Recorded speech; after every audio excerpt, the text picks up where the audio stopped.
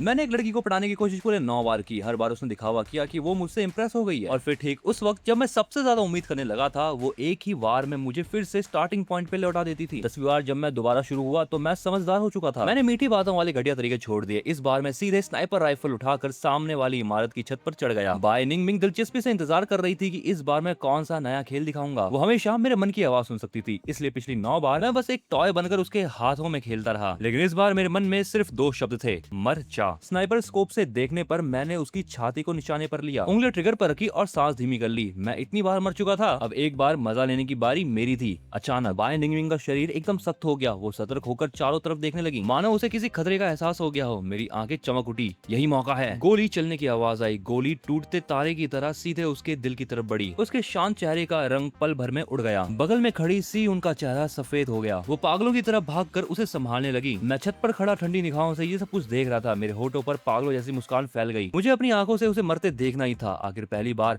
मैंने उस बड़ी चालबाज को मात दे दी। ऐसा मौका मुझे बहुत मुश्किल से मिला था, लेकिन शायद मैं बहुत जल्दी खुश हो गया। मैंने फिर से स्नाइपर स्कोप उठाया, सोचा मौका है तो सियुन को भी खत्म कर दूं। पिछली बार स्विमिंग पूल के किनारे उसने जितना घमंड दिखाया था, उतना ही अब मेरा मन उसे मार डालने का कर रहा है। लेकिन जैसे ही मैंने दोबारा निशाना साधा, वो बाय निंगमिंग जिसे गोली लगकर गिर जाना चाहिए था, अचानक फिर से सर उठाकर देखने लगी। उसकी तेज आंखें सीधे स्कोप के पार मेरे ऊपर टिक गई, और ये देखकर मेरी उंगली एक पल को जम गई। मेरी धड़कन जैसे आधे पल के लिए रुक गई हो। क्या उसने मुझे 9 बार मार के मेरे अंदर डर बैठा दिया था? उसकी बस एक नजर नहीं मुझे जमा दिया था, और उसी पल का फायदा उठाकर सियुन और बाय निंगमिंग अलग अलग गाड़ियों में बैठ चुकी थी। गाड़ियां घबराहट में सड़क किनारे खड़ी साइकिलों को टक्कर मारते हुए निकली, और एक मोड़ आते ही गायब हो गई। मैंने स्नाइपर स्कोप हटाया और एक झटके में कैमोफ्लेज वाला कपड़ा फेंक दिया। आसमान में डूबता सूरज हंस पड़ा था। मैं हंस पड़ा। बाय निंगमिंग, तू पागल औरत, आखिरकार मैंने भी तुझे मात दे दी है। 2 गोलियां लगने के बाद अब देखता हूँ मैं भी कि तू कैसे बचती है। जल्द ही सड़क पर तेज पुलिस की गाड़ियों के सायरन गूंजने लगे, लेकिन मैं भागा नहीं। मैं सिस्टम से उसकी मौत की अनाउंसमेंट सुनने का इंतजार कर रहा था। 1 मिनट, 2 मिनट, फिर पूरे 10 मिनट बीत गए। मेरी होठों की मुस्कान धीरे धीरे अब गायब हो चुकी थी। क्या मजाक है, इतना होने पर भी वो नहीं मरी? क्या ये औरत चीट कोड इस्तेमाल कर रही है? उसी समय ब्रिटिश कोलंबिया की एक रोड पर एक कार पागलों की तरह दौड़ रही थी। उनकी आंखें लाल हो चुकी थी, उसकी आवाज कांप रही थी। थोड़ा और सह लो, बस अस्पताल पहुंचने ही वाले हैं। पीछे की सीट पर बैठी बाय निंगमिंग ने आंखें बंद कर ली। उसकी सांसें बहुत कमजोर थी। सफेद शर्ट खून से पूरी तरह लाल हो चुका था, फिर भी उसकी भारी टूटी हुई आवाज साफ सुनाई दी, ढंग से गाड़ी चलाओ। मैं मरी नहीं हूँ, लेकिन तुम्हारी ड्राइविंग मुझे मार देगी। सियुन ने जल्दी से अपने आंसू पोंछे। ठीक है, मैं संभल कर चलाती हूँ, लेकिन दीदी प्लीज आप सोइए मत। 10 मिनट बाद बाय परिवार के प्राइवेट हॉस्पिटल की अंडरग्राउंड पार्किंग को जल्दी जल्दी ऑपरेशन थिएटर में बदल दिया गया। डॉक्टर और नर्सें घबराई हुई इधर उधर दौड़ रही थी। 1 घंटे बाद मैं अपने हथियारों वाला बॉक्स घसीटते हुए सड़क पर खोया खोया चल रहा था। वो आखिर मरी क्यों नहीं? क्या वो अमर है, या फिर उसके पास कोई ऐसी पावर है जिसके बारे में मुझे पता नहीं? अगर कोई एबिलिटी एक्टिवेट होती तो सिस्टम मुझे जरूर बताता। मैं पार्क की झील के किनारे जाकर रुका। चेहरा गुस्से और हार से काला पड़ चुका था। मैंने हथियारों वाला बॉक्स पानी में फेंक दिया। मैं उसे धीरे धीरे पानी में डूबते देखते रहा और काफी देर तक वहीं खड़ा रहा। फिर अपने चेहरे पर हाथ फेरा। मेरी आंखें लाल थी, लेकिन मैं खुद को समझाने लगा, कोई बात नहीं, 9 बार पहले भी फेल हो चुका हूँ, तो एक बार और सही। मुझे दिल छोटा नहीं करना चाहिए। ज्यादा से ज्यादा अगली बार फिर से कोशिश करेंगे। दुखी नहीं होना, सच में दुखी नहीं होना। उधर बाई परिवार के प्राइवेट हॉस्पिटल के वीआईपी वार्ड में माहौल इतना भारी था कि सांस लेना मुश्किल हो रहा था। एक डॉक्टर बिस्तर के पास खड़ा था। उसकी ट्रे में टूटा हुआ जेड का लॉकेट रखा था। कमरे में कुछ लोग बिजनेस सूट पहने खड़े थे। हर किसी के चेहरे पर खतरनाक गुस्सा साफ दिख रहा था। यहाँ तक कि डॉक्टर भी डर के मारे ठीक से सांस नहीं ले पा रहा था। बाय निंगमिंग ने धीरे से हाथ उठाकर अपना चेहरा ढक लिया, लेकिन उसके होठों पर हल्की मुस्कान उभर आई। इतने सालों में पहली बार उसने दिल जकड़ जाने जैसा एहसास चखा। गोली चलाने के उस पल में बाय निंगमिंग ने हाथ नीचे किया। उसकी आंखों में हड्डियां जमा देने वाला ठंडा और जानलेवा इरादा था। उसे ढूंढो, वो मुझे जिंदा चाहिए। उधर मैं, जो इस पूरे हादसे का जिम्मेदार था, इस वक्त खुद को कमरे में बंद किया बैठा हुआ था, पूरी तरह टूटा हुआ। इतना अच्छा मौका भी हाथ से निकल गया। हार और पछतावे का एहसास दिल में उमड़ पड़ा। अगले दिन एक सनसनीखेज खबर ने पूरे अपर क्लास वर्ग में तहलका मचा दिया था। बाई परिवार की मुखिया पेई थर्ड पर हमला हुआ था। कहा जा रहा था कि घटना स्थल पर खून की नदियां बह गई थी और वो मौत के दरवाजे तक पहुंच गई थी। सिर्फ उस जेड लॉकेट की वजह से उसकी जान बच पाई। मैंने डाइनिंग टेबल पर ये खबर सुनी और मैं बहुत ज्यादा गुस्से में आ गया। जेड लॉकेट, आखिर ये कैसा चीट लेवल आइटम है? सिस्टम बाहर निकल, हमें जिंदगी के बारे में लंबी बात करनी पड़ेगी। उस समय मैं एक वेस्टर्न रेस्टोरेंट में था। मेरे बगल में मुझे पालने वाले पिता मुंह सान बैठे थे। मैं बिना किसी इमोशन के खाने को काट रहा था, लेकिन मेरी आंखों में गुस्सा साफ था। मुंह सान मेरी शांत शकल देखकर बोला, सुना है बाई परिवार की तीसरी बेटी पर हमला हुआ है, 2 गोलियां लगी, लगभग मरी गई थी। मेरा हाथ एक पल के लिए रुक गया। अच्छा,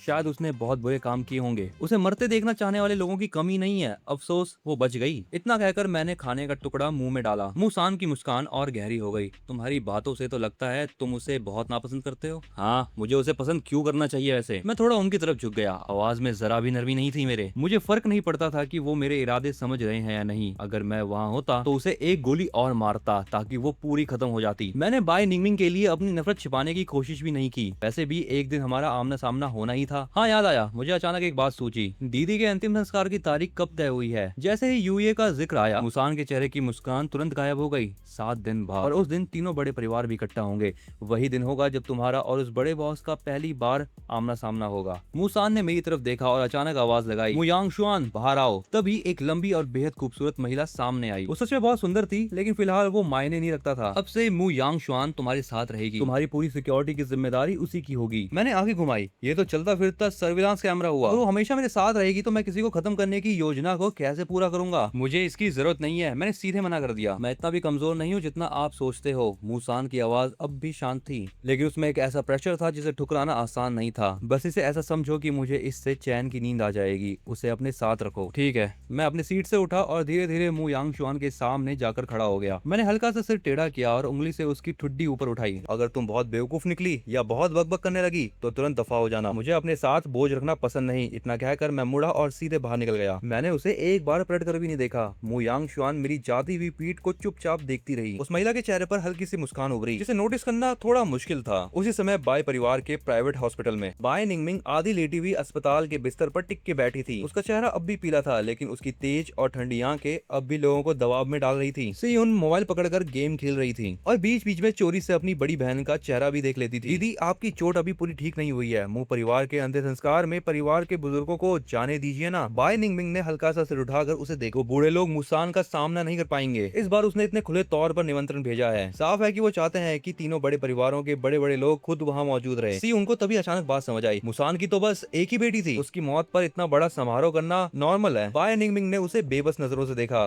क्या तुमने कभी मुसान को इतना दिखावा करते देखा है? वो हमेशा से बहुत लो प्रोफाइल रहा है। इस बार अचानक इतना बड़ा आयोजन, ये सिर्फ अंतिम संस्कार नहीं हो सकता। सी उनका चेहरा तुरंत बदल गया। रुको, कहीं ऐसा तो नहीं कि वो इस मौके का फायदा उठाकर हम दोनों परिवारों को एक साथ खत्म करना चाहता हो? बाय निंगमिंग ने आंखें बंद कर ली। उसे लगा उसके चेस्ट का पेन फिर बढ़ गया। बाहर निकलो। सियुन तुरंत आज्ञाकारी होकर बाहर जाने लगी, लेकिन तभी उसे फिर रोका गया। जिसने मुझ पर हमला किया उसको कुछ पता चला? सियुन ने सिर हिलाया। नहीं, अब तक नहीं। गली में मौजूद सारे लोग बहुत सफाई से मारे गए थे। पीछे वाला इंसान बेहद प्रोफेशनल था और उस स्नाइपर का सामने वाली बिल्डिंग के कैमरों में कुछ रिकॉर्ड नहीं हुआ। वो आदमी जैसे अचानक प्रकट हुआ और फिर हवा में गायब हो गया। बाय निंगमिंग कुछ देर चुप रही, फिर उसकी आवाज और ठंडी हो गई। जांच को जारी रखो, चाहे कितना भी समय लगे, मैं उस इंसान को ढूंढ निकालूंगी। उसी समय लियू परिवार के टी रूम में वो लोग एक गेम खेल रहे थे। लियू सियान एक टाइल उठाते हुए गपशप करने लगा। बाय परिवार की तीसरी बेटी पर हुए हमले के बारे में सुना? वो तो मरते मरते बची, अभी भी अस्पताल में पड़ी है। रुओनान ने चश्मा ठीक किया। क्या मरते मरते बची? लेकिन अब तो फिर से पहले जैसे एक्टिव है। एक लड़के ने जोर से टाइल पटकी। भले वो मरी नहीं, लेकिन उसे इतनी तरह घायल करना भी कम नहीं है। अगली बार उससे मिला ना तो उससे हंस के कहूंगा, देखा तेरा भी दिन आ सकता है। लियू सियान हंस पड़ा। और ये बात तुम किस हैसियत से कहोगे? उस इंसान की तरह जिसे प्यार मिला ही नहीं। सियान, क्या तुम मेरे घाव कुरेदना हर बार बंद नहीं कर सकते? उसका चेहरा तुरंत लाल पड़ गया। अरे समझो ना, जवानी में कौन एक बार बेवकूफ नहीं बनता। क्या इसमें मेरी गलती है? सारा कसूर बाय निंगमिंग के उस चेहरे का है जो जरूरत से ज्यादा अट्रैक्टिव है। सामने बैठी लियू रुओ ने एक टाइल टेबल पर फेंकी। चेहरे पर हल्की और नरम मुस्कान थी, लेकिन जो लोग उसे अच्छे से जानते थे उन्हें पता था कि वो मुस्कुराते हुए वार करने वाली चालाक और खतरनाक औरत है। बाकी तीनों ने उसकी दराज में भरे हुए चिप्स के ढेर को देखा और सबके चेहरे उतर गए। रुओ दीदी, ये आखिर कौन सा राउंड है? क्या आप हमको जीने भी दोगी? लियू सियान ने ठुड्डी पर हाथ टिकाया। चेहरे पर पूरा हार मान लेने वाला इमोशन था। रुओ मुस्कुराते हुए अपना फोन निकाल लाई और अपना पेमेंट क्यूआर कोड दिखाया। अगर खेलना बंद कर दिया तो स्कैन करके पैसे भेज दो। तुरंत 3 पेमेंट नोटिफिकेशन की आवाजें पूरे टी रूम में गूंज उठी। रुओ, तुम सच में एक शैतान हो। पैसे जीतना ही काफी नहीं था, ऊपर से जानबूझकर वॉइस नोटिफिकेशन चलाकर हमारी बेइज्जती भी करनी थी। वो लड़का इतना गुस्से में था कि लगभग टेबल पलट देता। रुओ ने चश्मा ठीक किया। मुझे हमेशा लगता था कि मेरी स्किन काफी मोटी है, लेकिन तुम तो सच में हम सबसे आगे निकल गए। रुओ ने सेटिस्फेक्शन के साथ फोन वापस रख लिया। ऐसे ही तो जीतने का असली मजा आता है। लियू सियान ने बेबसी से सिर हिलाया, फिर अचानक बात बदलते हुए बोला, वैसे बाय निंगमिंग पर हमला करवाने वाला इंसान कहीं तुम तो नहीं थी? तीनों की नजरें एक साथ रुओ की तरफ मुड़ गई, लेकिन वो अब भी उसी हंसमुख चेहरे के साथ बैठी थी। अरे कैसी बात कर रहे हो तुम लोग? क्या मैं तुम्हें किसी असैसिन जैसी लगती हूँ? लियू सियान ने हल्के से मुस्कुराया। सच कहूँ तो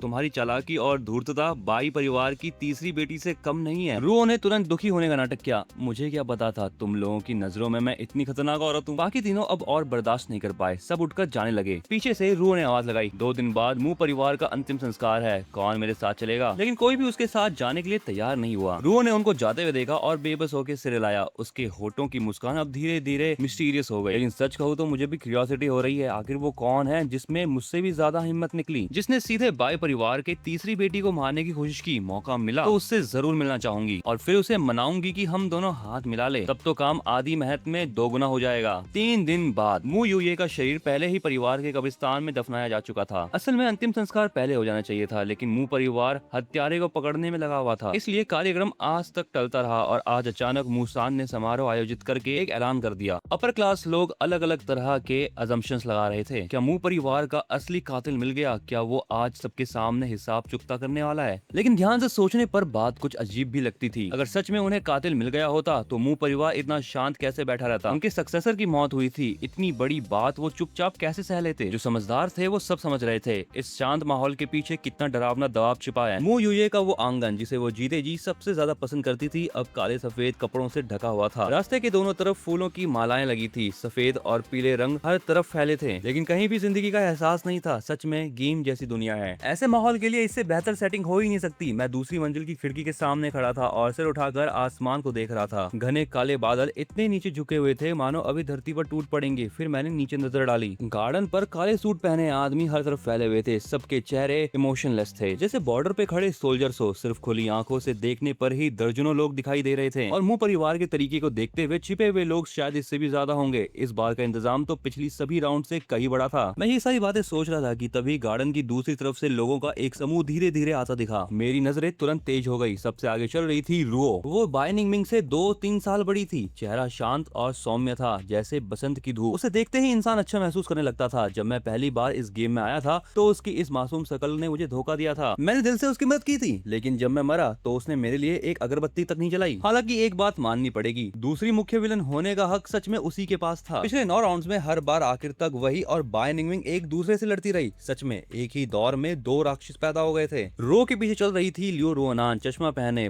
पढ़ी लिखी सज्जन लग रही थी कोई, लेकिन उसकी मुस्कान में कहीं ना कहीं दरिंदगी छुपी हुई थी। वो पहले रुओ से परिवार की सत्ता के लिए लड़ चुकी थी। हारने के बाद उसने खुशी खुशी उसका साथ देना स्वीकार कर लिया, लेकिन असल में वो ही बहुत खतरनाक इंसान थी। उनके पीछे थे लियो परिवार के दर्जनों काले कपड़े वाले बॉडीगार्ड्स। मू परिवार की तरफ से स्वागत करने आए थे मू यूए, मिडिल एज का थोड़ा सा मोटा आदमी जिसका पेट निकला हुआ था। लोग उसे अंकल श्योंग कहते थे। मू परिवार की लॉजिस्टिक और कंस्ट्रक्शन कंपनी उसी के हाथ में थी और वो मुसान के लिए पूरी तरह वफादार थे। रो के अंदर जाने के 10 मिनट बाद मैं अभी सोच रहा था कि नीचे जाऊं या नहीं, लेकिन तभी मुझे मेन एंट्री गेट पे लोगों का एक ग्रुप दिखाई दिया। मेरा शरीर अचानक सख्त हो गया, मेरी आंखों की पुतलियां सिकुड़ गई। बाय निंगमिंग, वही इंसान जिसे मैं कभी हरा नहीं पाया, वही लास्ट विलन जिसे पिछली बार की परफेक्ट स्नाइपिंग भी खत्म नहीं कर सकी। इतनी सीरियस गोली लगने के बाद भी सिर्फ आधे महीने में वो यहाँ पहुंची थी। ये मौत से नहीं डरते या खुद मुंह परिवार की असली हालत देखने आई है? बाय निंगमिंग का चेहरा बेहद पीला था, उसके चेहरे पे थकान साफ दिख रही थी। मैं उसको घूरते हुए बोला, तुम इतनी चालाक हो, आराम से बीमारी का बहाना बनाकर अपने दादा को भेज सकती थी, लेकिन फिर भी खुद चली आई। क्या इस बार भी तुम सबसे पहले मुंह परिवार पर वार करना चाहती हो? शायद मेरी नजर कुछ ज्यादा ही तीखी थी। बाय निंगमिंग ने अंकल श्योंग के हाथ मिलाने के बाद अचानक अपने कदम रोक दिए और सिर उठाकर दूसरी मंजिल की खिड़की की तरफ देखने लगी। अचानक मेरा दिल जोर से धड़क उठा और मैं तुरंत कई कदम पीछे हट गया। बाय निंगमिंग कुछ सेकंड तक मुझे देखती रही, फिर उसने नजरें हटा ली और धीरे से बोली, कुछ नहीं। मैं फिर से खिड़की के पास जाके खड़ा हो गया और हल्के से अपनी छाती थपथपाई। अच्छा हुआ कि मेरे अंदर एक असैसिन जैसी तेज प्रतिक्रिया अभी भी थी, वरना अभी तो मैं पकड़ा जाता। मैंने अपनी नजरें हटाई और कांच में दिख रहे अपने चेहरे को देखने लगा। आज मू परिवार ने बहुत बड़ा इंतजाम किया था। ये मू यूये को आखिरी विदाई देने के लिए भी था और मुझे सहारा देने के लिए भी। थोड़ी देर बाद मुझे मुसान के पास खड़ा होना था और मुझे किसी से कम नहीं दिखना था। गेम के 7वीं बार में मैं पूरी तरह छिपकर खेल रहा था। मेरे हर हाव भाव में रईसी और दबदबा दिखना चाहिए था। आखिर फिर मुलाकात होने वाली है मेरे प्यारे आखिरी विलन से। शोक सभा आंगन के अंदर बनाई गई थी। बीच में मू यूये की काले और सफेद रंग की फोटो लगी थी। फोटो में वो मुस्कुरा रही थी। उसके चेहरे पे रोज वाली सख्ती नहीं थी, बल्कि पहली बार उसमें बड़ी बहन जैसी नरमी दिख रही थी। आंगन को 3 हिस्सों में बांटा गया था। लियू,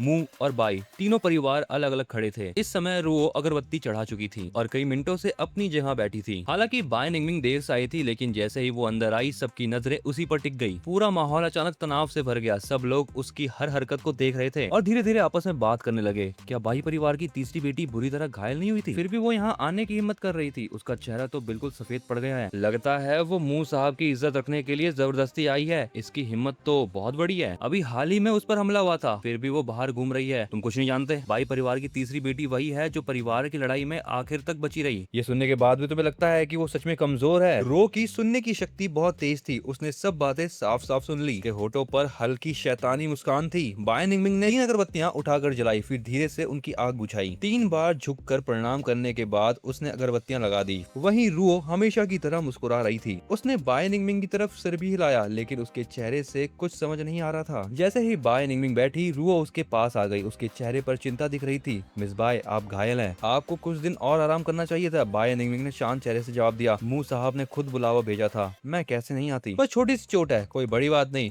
रुओ ने ऐसे से हिलाया जैसे उसे सब समझ आ गया हो। ओह, छोटी चोट, लेकिन मैंने सुना है कि आप 2 दिन पहले ही अस्पताल से निकली हैं। बाय निंगमिंग ने धीरे से अपना चेहरा उसकी तरफ घुमाया। उसकी आंखें हल्का सिकुड़ गईं। क्या बात है, मिस लियू को मेरी हर हरकत की जानकारी है। रुओ ने तुरंत हाथ हिलाया। गलत मत समझिए, हम सब एक ही दुनिया के लोग हैं, अगर मुझे पता ना हो तो वो अजीब बात होगी। फिर उसने बात बदल दी। उसकी आंखों में हल्की चमक आई। लेकिन जिस इंसान ने आप पर हमला किया था, क्या वो पकड़ा गया? तभी पास में खड़े मुंह परिवार के मैनेजर ने जोर से कहा, मुंह साहब आ गए। बाय निंगमिंग हल्का हंस पड़ी। उसने सामने की तरफ देखा, लेकिन उसकी बात बंद नहीं हुई। इतनी चिंता क्यों कर रही हो, कहीं वो तुम्हारे लियू परिवार का आदमी तो नहीं था? रुओ ने भी सामने देखा। उसकी आंखों में दिलचस्पी साफ दिख रही थी। बाकी बातें छोड़ो, मैं तो चाहती हूँ कि हमारे लियू परिवार में भी ऐसा कोई ताकतवर इंसान हो। उसके होठ धीरे धीरे ऊपर उठे। पैराडाइज में तुम्हें इतनी बुरी तरह घायल करने वाले लोग बहुत कम है। तभी मूसान अंदर आए। उन्हें देखते ही सब लोग तुरंत चुप हो गए। सिर्फ मुस्कुराती हुई रुओ और बाय निंगमिंग को छोड़कर कोई भी ऊपर देखने की हिम्मत नहीं कर रहा था। मूसान के सामने हर किसी को साफ महसूस हो रहा था कि हैसियत और ताकत का फर्क क्या होता है। अंकल मू, रुओ ने सबसे पहले उनसे हाथ मिलाया। वो बिल्कुल एक सभ्य और अच्छी लड़की जैसी लग रही थी। वहीं बाय निंगमिंग ने भी मूसान की तरफ सिर हिलाया। अंकल मू, असल में वो दोनों भी अब मूसान जैसी हैसियत रखती थी,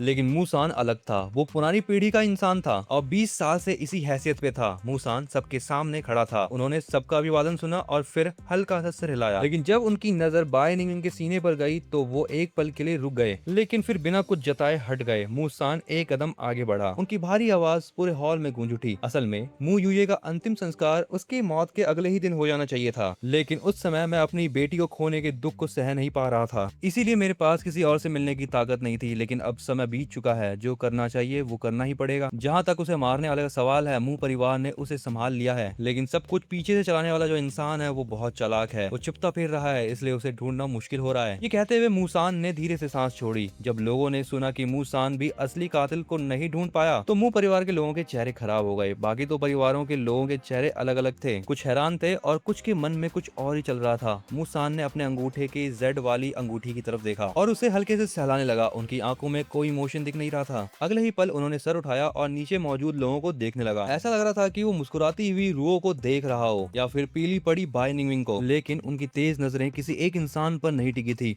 मैं उसे ढूंढ नहीं पाया, लेकिन इसका ये मतलब नहीं है कि मामला यहीं खत्म हो गया। मू परिवार उस कातिल को कभी नहीं छोड़ेगा। लेकिन कोई बात नहीं, अभी बहुत समय बाकी है, बाद में बदला लेने का मौका मिल जाएगा। आज पहले मुझे मू यूए को आखिरी विदाई दे लेने दो। कहते हुए मूसान ने एक सफेद प्याला उठाया। फिर वो मू यूए की तस्वीर के सामने जाके खड़ा हो गया। मूसान उसकी तस्वीर को बस चुपचाप देखता रहा। उनके चेहरे पर हल्का बदलाव आया। उनकी गहरी आंखों में दबा हुआ दुख साफ दिखाई दे रहा था। चाहे उनके पास कितनी भी ताकत, ऊंचा दर्जा और दौलत क्यों ना हो, इस वक्त वो बस एक आम पिता था जिसने अपनी बेटी खो दी थी। सामने 3 अगरबत्तियां लगी हुई थी। मूसान ने अपनी आंखों का दुख छिपा लिया। फिर वो मुड़ा और दोबारा फिर से सब लोगों की तरफ देखने लगा, लेकिन इस बार उनके चेहरे पर ठंडक थोड़ी कम थी। आज मू यूए को विदा करने के अलावा मुझे एक जरूरी बात सबको बतानी है। ये कहते हुए उन्होंने थोड़ा किनारे मुड़कर देखा। उनकी नजर बगल वाले कमरे के दरवाजे पर जा टिकी। उस दरवाजे को देखते ही उनकी आंखें गहरी हो गई। वो ये है कि मू परिवार का बड़ा बेटा वापस आ गया है। जैसे ही उनकी भारी आवाज खत्म हुई, दरवाजा भी धीरे धीरे खुल गया। नीचे बैठे सभी लोग एक पल के लिए चौंक गए। फिर सबकी नजरें उस दरवाजे पर टिक गई। यहाँ तक कि सामने बैठी रो और बायनिंग भी थोड़ा हैरान हो गई। दोनों ने तुरंत दरवाजे की तरफ देखा, क्योंकि उन्होंने कभी सुना नहीं था कि मूसान का कोई बेटा भी है। सबकी नजरों के बीच दरवाजा पूरी तरह खुला और मैं धीरे धीरे उसके पीछे से बाहर आया। लोगों की जिज्ञासा और परखती हुई नजरों को देखकर मैं बस हल्का मुस्कुराया और सबको देखने लगा। लेकिन जब मेरी नजर बाय निंगमिंग और रुओ पर पड़ी तो मैं थोड़ा रुक गया, जैसे जानबूझकर उन्हें ध्यान से देख रहा हूँ। लेकिन जैसे ही उन दोनों की नजरें मुझसे मिली, मैंने तुरंत अपनी नजर हटा ली। रुओ के मुस्कुराते हुए चेहरे को देखकर हल्की दिलचस्पी दिखाई दी। वहीं बाय निंगमिंग के चेहरे से कुछ समझ नहीं आया, जैसे उसने अभी मेरी आंखें देखी ही ना हो। बस कुछ सेकंड्स में वहाँ मौजूद सभी लोग मन ही मन एक ही बात मान चुके थे। सच में ये मूसान का बेटा ही लगता है, बिल्कुल उसी की तरह। बाहर से मैं पूरी तरह शांत दिख रहा था, लेकिन अंदर से मैं बहुत खुश था। मुझे उम्मीद नहीं थी कि पिछले जन्म में मेरा अभिनेता वाला हुनर जब गेम स्किल बन जाएगा तो सिस्टम की मदद से मेरे चेहरे के भाव इतने असली लगेंगे। तभी मैं चल के मूसान के पास आ गया। मैं मुस्कुराया और बोला, पिताजी मुसान ने हल्का सा सिर हिलाया। फिर उन्होंने दोबारा सब लोगों की तरफ देखा और एक सामान्य सी लगने वाली बात कही, लेकिन उससे पूरा माहौल हिल गया। यहाँ मौजूद हर इंसान जानता है कि मू युए मेरी इकलौती बेटी थी और मू परिवार की अगली वारिस भी, लेकिन अब वो मर चुकी है और मू परिवार बिना वारिस के नहीं रह सकता। इसलिए आज से मूगे मू युए की जगह संभालेगा और आज से उसकी जिम्मेदारियां उठाएगा। ये सुनते ही पूरा हॉल हैरानी से भर गया। बाय निंगविंग की शांत आंखों में भी हल्की हलचल हुई। नीचे बैठी रोनान जो अभी तक चुपचाप सब देख रही थी, उसने अनजाने में अपना चश्मा ठीक किया।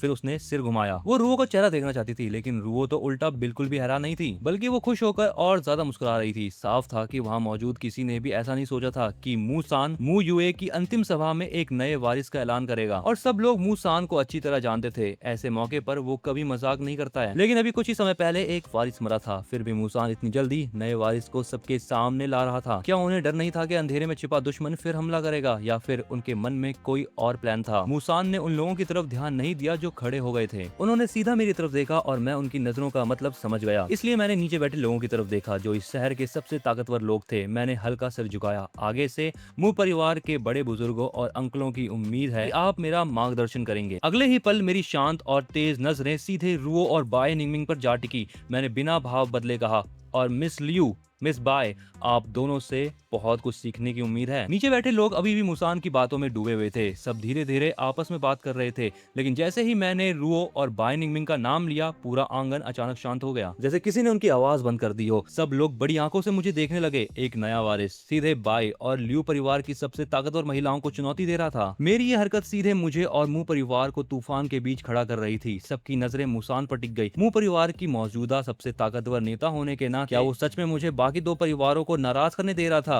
ये बिल्कुल मूसान का स्वभाव जैसा नहीं था। लेकिन मूसान नाराज नहीं हुआ। उसने बड़ी हल्की हंसी छोड़ी। उस चेहरे में प्यार और प्रोटेक्शन साफ दिखाई दे रहा था। जब मैंने नीचे मौजूद उन दोनों का नाम लिया, मेरी आंखों में उन दोनों को खत्म करने की चमक उतर आई। मानो मैं उन्हें साफ बता रहा हूँ, मू युए की मौत का सच मैं जरूर पता लगाऊंगा। सबसे पहले बोलने वाली रुओ थी। मेरी चुनौती पर वह बिल्कुल नाराज नहीं हुई। वो हल्का सा मुड़ी, राइट हैंड उठाया और साफ आवाज में बोली, इतनी तारीफ के लायक मैं नहीं हूँ। मू युए और मैं दोस्त थे। तुम उसके छोटे भाई हो और मूसान के प्यारे बेटे भी। तुम्हारा ख्याल रखना तो मेरा फर्ज बनता है। क्या दोस्त? क्या तीन बड़े परिवारों के बीच सच में ऐसी चीज होती है? आगे मौका मिला तो हम और मिलेंगे, एक दो बार साथ में खेलेंगे भी, तो अपने आप करीब हो जाएंगे, है ना मिस बाय? इतना कह के रुओ ने पास बैठी बाय निंगमिंग की तरफ इशारा किया। अपना नाम सुनते ही बाय निंगमिंग ने आंखें हल्की सिकोड़ ली। अभी कुछ देर पहले जब मेरी नजर उस पर पड़ी थी, उसे मेरे अंदर की उठती दुश्मनी साफ महसूस हुई थी। वो फीलिंग गहरी थी और बेहद तेज भी थी, लेकिन पता नहीं क्यों उसे वो खत्म करने वाली भावना कुछ जानी पहचानी लगी, जैसे कि वो पहले भी कभी इसे महसूस कर चुकी हो। फिर भी उसने चेहरे पर कुछ भी जाहिर नहीं किया। उसके फीके चेहरे पर हल्की मुस्कान आई। उसने बहुत शांति से कहा, जब भी बुलाओगे मैं जरूर आऊंगी। सियुन पूरे समय बाय निंगमिंग के पीछे बैठी रही। शुरू से लेके अंत तक उसने एक भी वर्ड नहीं बोला। ऐसा करने का पहला कारण ये था कि ऐसी जगह पर बोलने का हक उसे नहीं था। दूसरा कारण ये था कि उसके पास लियू परिवार के लोग बैठे थे जिनसे वो नफरत करती थी। वो उन्हें एक नजर भी नहीं देखना चाहती थी। लेकिन जैसे ही मैं सामने आया, वो अनजाने में सीधी होकर बैठ गई। उसकी पुतलियां धीरे धीरे सिकुड़ गई। वो बिना पलक झपकाए मुझे देखती रही, मानो मेरी हर झलक अपने दिमाग में हमेशा के लिए उतार लेना चाहती हो। उसका दिल जोर जोर से धड़क रहा था। मू परिवार की जगह पर मूसान के सामने चाहे लोग कितने भी घमंडी क्यों ना हो, वे खुलेआम बेइज्जती नहीं करते। अगर कोई युद्ध का निमंत्रण भी दे तो वो उसको मुस्कुराकर स्वीकार करते हैं। बदला कैसे लेना है वो बाद की बात होती है। मूसान मुझे परिवार के बड़े लोगों और अहम मेहमानों से मिलाता रहा, बस औपचारिक पहचान करवाने के लिए। लेकिन उन सबकी निगाहें बार बार मुझ पर टिक रही थी। उन्हें हैरानी थी कि मैं इतनी कम उम्र का होकर भी अजीब सी शाही गरिमा लिए हुए था, मानो कि मैं कितना ही ज्यादा एक्सपीरियंस्ड हूँ। मैं हर सिचुएशन को बेहद आराम से संभाल रहा था। उन्होंने इतनी कमाल की मैच्योरिटी और पर्सनालिटी कभी नहीं देखी थी। लेकिन उन्हें नहीं पता था कि मैंने अपनी एक स्किल एक्टिवेट कर रखी है जिसका नाम था ऑल राउंड स्किल। वो बस मैं आधे घंटे के लिए ही यूज कर सकता था। समय का अंदाजा लगाकर मैंने मूसान से कुछ कहा और अकेले ही पीछे वाले बगीचे की तरफ चला गया। सबकी नजरों से दूर होकर मैं बैकयार्ड में एक शांत जगह पे आके खड़ा हो गया। अब हल्की बारिश हो रही थी। सामने हरे रंग की झील फैली थी। मैं चुपचाप पानी को देखता रहा। स्किल का असर खत्म होते ही और लगातार एक्टिंग का तनाव हटते ही मैं फिर से अपने असली रूप में लौट आया था। बस चेहरे पर वही शरारती मुस्कान बाकी थी। पहली बार मैंने उस पागल औरत का चेहरा इतना ज्यादा बेहाल देखा था। लग रही थी कि अभी ही मर जाएगी। यहाँ पर लगता है इन दिनों उसकी हालत अच्छी नहीं है। मैंने आंखें हल्की सिकोड़ ली, उनमें चमक उभर आई। क्या करूँ, सच में बहुत मजा आ रहा था। उसे उस हालत में देखकर मेरा मन कर रहा था कि उस पर कुछ और गोलियां चला दूं। और जब उसने सुना कि मू परिवार का असली वारिस वापस आ गया है, उस एक पल की हैरानी मैंने साफ देख ली थी। उसकी पूरी प्लानिंग बिगड़ चुकी थी। मैं जानता था कि वो लोग मेरे खिलाफ कोई नया जाल बिछाएंगे। मुझे इस्तेमाल करेंगे और जब मुंह परिवार खत्म हो जाएगा तब मुझे भी फेंक दिया जाएगा। हाँ, ऐसा खेल मैं पहले भी खेल चुका था, इसलिए मैं सब कुछ जानता था। ये सोचकर मैं मुड़ा और चालाक मुस्कान के साथ उस रास्ते को देखने लगा जो मंडप की तरफ आता था। मैं बेसब्री से इंतजार कर रहा था कि वहाँ पर कौन दिखाई देगा, लेकिन मेरी पहचान इस समय पर बहुत ज्यादा कीमती थी, बहुत खास और पूरी तरीके से मिस्टीरियस। मैं बॉस को अच्छी तरह जानता था। उसे अनजानी चीजें पसंद नहीं थी, उसे हर चीज अपने कंट्रोल में चाहिए होती थी, इसलिए चाहे वो बुरी तरह घायल ही क्यों ना हो, वो खुद आकर मुझे परखे बिना नहीं रहेगी। 10 मिनट बाद दो लंबी शैडो उस जगह पर दिखाई दी। शुएन मेरी पीठ को देखते हुए होठ भींच खड़ी हुई। उसके चेहरे पे घबराहट और झिझक साफ थी। बाय निंगमिंग, क्या हमें सच में यंग मास्टर मुंह से मिलना जरूरी है? आपकी तबीयत अभी ठीक नहीं हुई है, क्यों ना हम वापस चलें? आगे चल रही बाय निंगमिंग अचानक रुक गई। वो धीरे से मुड़ी।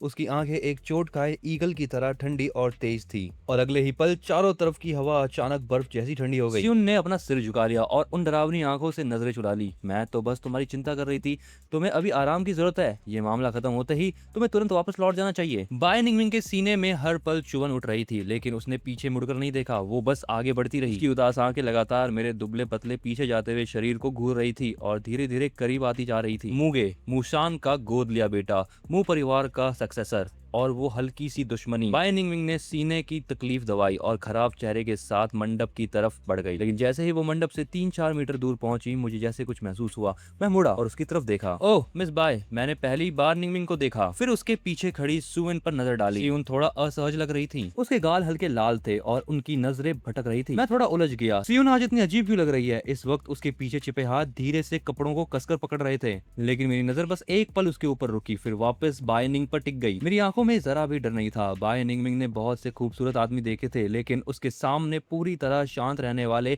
लगभग कोई नहीं थे। उसके सामने खड़ा मैं शायद पहला था। जैसे ही मैं उसकी तरफ मुड़ा, उसके शरीर की ठंडी पूरी गायब हो गई। उसके खूबसूरत चेहरे पर हल्की मुस्कान उभरी। उसकी आवाज धीमी थी, ठंडी मगर बेहद सुरीली। मैं तो बस कहीं बैठकर थोड़ा आराम करने जाने वाली थी, सोचा नहीं था कि यंग मास्टर मुंह से मुलाकात हो जाएगी। असल में बाय निंगमिंग जन्मजात एक्ट्रेस थी। मेरे चेहरे की मुस्कान और गहरी हो गई। सच में बड़ा इत्तेफाक है। अब जब आ ही गई हो तो क्यों ना थोड़ी देर बैठ जाओ। ये कहते हुए मैंने हाथ उठाया और पास की पत्थर की सीट की तरफ इशारा किया। मैं उस औरत को देख रहा था जो मेरी तरफ आ रही थी। सावधानी की ठंडी लहर मेरी नसों में फैल गई। लगता है उसकी वजह से मेरे अंदर बैठा मौत का डर सिर्फ 1-2 मुलाकातों से खत्म नहीं होने वाला था। मुझे कुछ और करना पड़ेगा। मेरा दिमाग तेजी से चल रहा था। बाय निंग बैठ गई और सबसे पहले बोली, यंग मास्टर मू, इन सालों में आप एक भी बार पैराडाइज वापस नहीं गए। मैं उसके पास नहीं बैठा, मैं बस खड़ा रहा। मेरे खड़े होने की जगह से उसका साइड प्रोफाइल साफ दिख रहा था। उस जगह पर हल्की हवा बह रही थी जो उसके बालों को हिला रही थी। उसके होठों की हल्की मुस्कान जैसे बर्फ पिघला रही थी। पूरा दृश्य किसी खूबसूरत तस्वीर जैसा लग रहा था। फिर शुरू हो गया। ये फिर से मुझे फंसाने की कोशिश कर रही है। मैंने मन ही मन आंखें घुमाई और जवाब दिया, हाँ। मुझे बचपन से ही पैराडाइज पसंद नहीं था। अगर मुंह परिवार की वजह ना होती तो शायद मैं कभी वहाँ कदम भी ना रखता। अगर आप वापस नहीं आते तो वो बेहद अफसोस की बात होती। बाय निंगमिंग की आवाज भी बेहद हल्की थी। उसकी पूरी पर्सनैलिटी कमजोर और बीमार सा लग रहा था। औरत बुरी हो तो उतना डर नहीं लगता, लेकिन अगर वो रोने लगे या घायल बनकर दया दिखाए, खासकर वो औरत जो असल में बेहद ताकतवर और निर्दयी हो, तो आम आदमी के सामने घुटने टेकने के अलावा कुछ नहीं बचता। लेकिन अनफॉर्चुनेटली मैं ऐसा आदमी नहीं था। चाहे बाय निंगमिंग कितनी भी नाजुक दिखे, मैं तो बस उसे अपने पैरों तले कुचलना चाहता था ताकि वो और ज्यादा रोए, ठीक वैसे ही जैसे कभी मैं उसके सामने रोता था। और मैं अच्छी तरह जानता था ये सब साफ दिखावा है। मुझे बहकाने का उसका तरीका, जिस पल उसने मेरे करीब आने का फैसला किया, उसी पल उसने झूठ बोलने की तैयारी भी कर ली थी। मैंने नजरें नहीं हटाई, सीधे उसकी आंखों में देखता रहा। अफसोस किस बात का? बाय निंगमिंग ने सिर उठाया और बोलने ही वाली थी, क्योंकि उसकी नजर मेरे आंखों से टकरा गई। उसे उम्मीद नहीं थी कि मैं इतनी सीधी नजर से उसे देखूंगा। वो एक पल के लिए रुक गई, फिर बोली, अफसोस इस बात का कि अगर यंग मास्टर मुंह पैराडाइज में नहीं जाते तो उसे सच में महसूस नहीं कर पाएंगे कि उसका नाम पैराडाइज क्यों है। मैं उसकी तरफ बढ़ने लगा। चलते चलते मैंने कहा,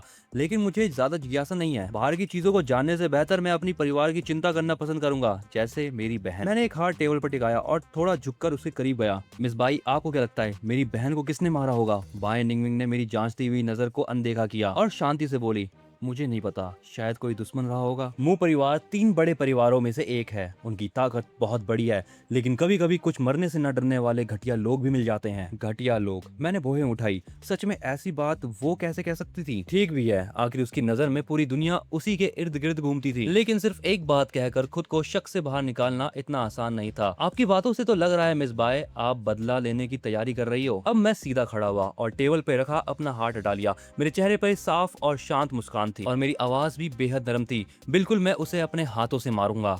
फिर उसकी खाल उतारूंगा और उसका मांस और हड्डियां कुत्तों को खिला दूंगा। अब तक चुप खड़ी सियुन मेरी बात सुन रही थी। उसके बगल में लटका हाथ अनजाने में कस लिया। ये इतना खूबसूरत दिखता है फिर भी इतना डरावना कैसे हो सकता है? बाय निंगमिंग के होठों की मुस्कान थोड़ी हल्की पड़ गई। यंग मास्टर मू, आप सच में मजाक करना जानते हैं। मैंने अपना दायां हाथ उठाया और लंबी उंगली दिखाई। मिस बाय, आप गलत समझ रही हैं। बाहरी लोगों के सामने मैं मजाक नहीं करता, खासकर आपके साथ। बाय निंगमिंग ने धीरे से सांस छोड़ी। उसके चेहरे की मुस्कान और गहरी हो गई, जिसमें हल्की बेबसी भी थी। लगता है यंग मास्टर मू को मुझसे काफी दुश्मनी है। मैं जैसे अचानक चौंक गया, मानो मुझे खुद भी हैरानी हुई हो। क्या सच में? मैं तो सबके साथ ऐसा ही हूँ, शायद क्योंकि हम अभी अभी मिले हैं।